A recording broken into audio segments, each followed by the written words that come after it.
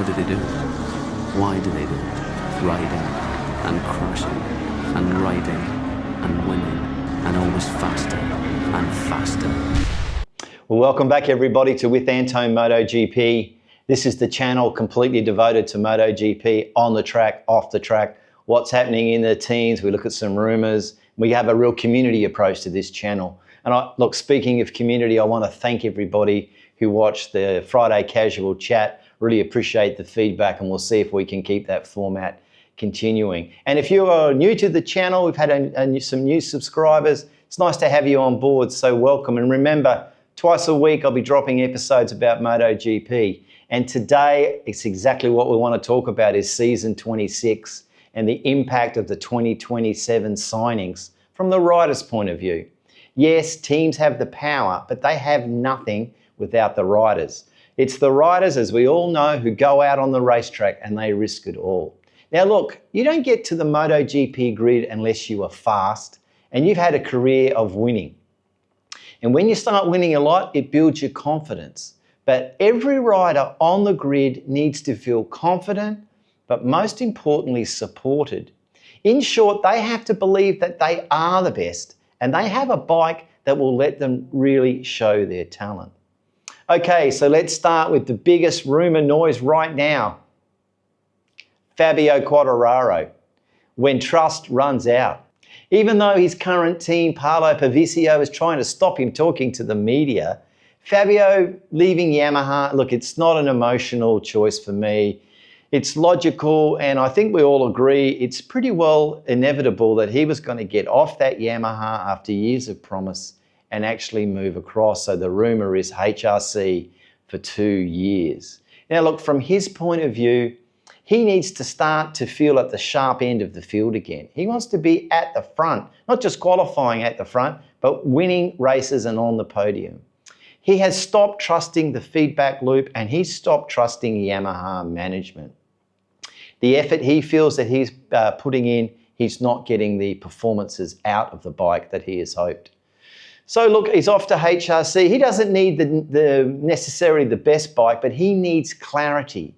And as we have seen, once that's gone, confidence starts to drain away, performances drain away, Fabio's walking around, he's not happy. So this move for me is about Fabio protecting the rest of his career, not just chasing one season. Now, Jorge Martín, he's resetting the conditions on which he's operating on. Now look, being a world champion doesn't freeze your value. You can only cash in on that for a certain amount of time, maybe unless you're Johan Mir, but that's another story. But Martín going to Yamaha isn't a downgrade for him. I believe it's something that he can grow and move towards. Look, from his point of view, he needs a supportive team around him. Now, Pramac is his old team. Now, whether this rumor is true or false, if it's factory Yamaha or Pramac, let's see. But he needs to be able to repeat the same performance every weekend. He needs a bike that he can ride at 95%, not over 100%. And confidence will return to Jorge Martín from doing the same thing, repeating every race weekend.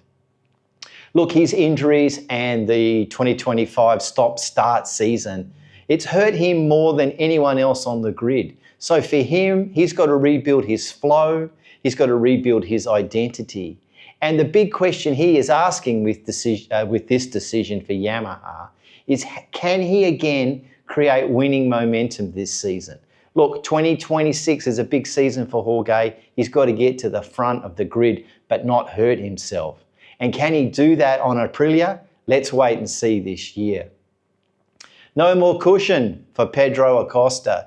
Now, he has been strongly aligned with the consensus in the paddock that he's signed with Ducati.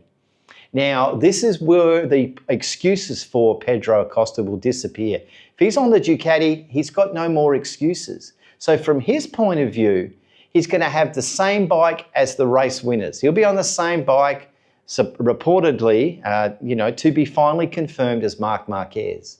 But he'll have the same pressure. You get on the best bike, he comes with the same pressure to perform. Look, his talent was never in doubt, but certainly 25 took a few chinks in his armour.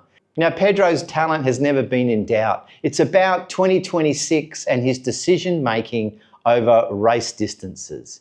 He can't go through this whole season without at least a couple of victories, in my opinion. The red Ducati does not welcome people who aren't Grand Prix winners. So this year for him, the bike speed, the KTM, what is happening? They're looking like they're doing a lot of development work. They've even maybe had the 850 out on the track. But this is where he needs to build on 25 momentum and create a winning attitude. Now, the reference on the grid is Marc Márquez, number 93. He's still very, very fast. But he's a different rider now than he was. He is no longer the future of MotoGP. Look, we're talking about a championship this year in 26, and that will be his 8th title, and he's the benchmark, and I think he's the favourite to win that. But from his point of view, he's going to change how he thinks a little bit. He's going to pick his battles. He's going to manage the season. He is going to race smarter, not louder, and he will need competitiveness every weekend, and he brings that. He will bring that hard determination, that rock-hard ability to take it from Friday through to Sunday. And the paddock and as fans, we will measure all other riders against him. And I think in that way, we know that Marc Márquez will continue for 2026. I think he's got a 1-year deal with an option, by the way, in his favour for 27. TOPRAK Razgatlıoğlu, well, it's nothing to do with his talent. It's about translation.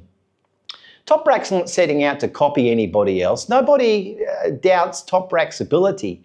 He knows the challenge for him is not his outright speed, it's the translation across from World Superbike to what he's doing on the MotoGP bike. And he's doing quite well in the shakedown, 7th or 8th position, which is not bad. So from his point of view, he's got to learn the MotoGP language. He's got to learn those Michelin tyres. He's got to learn the tracks. And he will focus on getting some results later, but not too late. I think he's going to surprise a few people in 26. Now, Diogo MOREIRA, the young HRC, he is playing, currently running around. I think he finished 6th in the shakedown.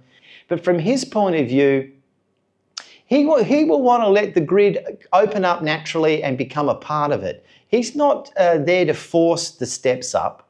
One wrong move and an injury too early in this season could stall his career. But what do you think about what I've said today? And why don't you drop it down in the comments? Let's have a chat. Who's making the right decisions? Are the riders making the right decisions? Fabio, Jorge Martín, Pedro Acosta.